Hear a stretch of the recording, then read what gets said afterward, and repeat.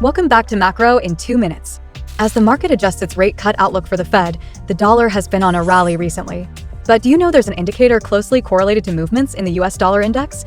In today's video, we unpack the surprising connection between bank reserves and the US dollar's value.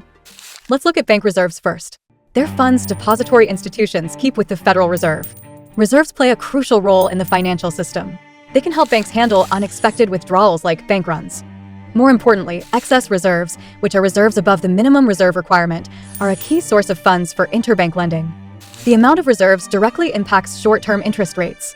When reserves are high, borrowing between banks becomes easier, pushing rates down, and vice versa. So, what does that have to do with the dollar? More bank reserves mean more credit available for short-term lending, where liquidity risk is lower and banks have less need to borrow dollars, weakening the currency's demand and pushing the value down. Conversely, declining reserves tightens interbank liquidity, leading to increased demand for the dollar and causing the currency to strengthen.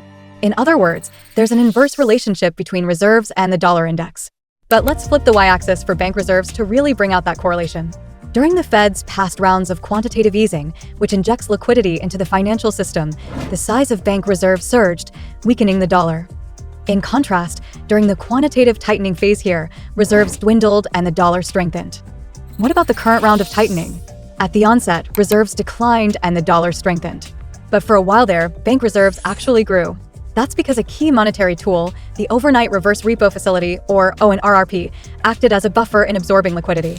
But since then, the cash parked at the ONRRP has declined drastically to just over $300 billion now, so we're seeing bank reserves decline as the Fed proceeds with its balance sheet runoff, and the dollar is again picking up.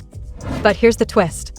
In its March FOMC minutes, the Fed had begun discussions on tapering QT, which could boost bank reserves. So where does the strong dollar go from here? Let's keep an eye on whether QT tapering would happen and how that affects bank reserves. For instantly updated data and the feature article, visit our website. Thanks for watching, and we'll see you next time.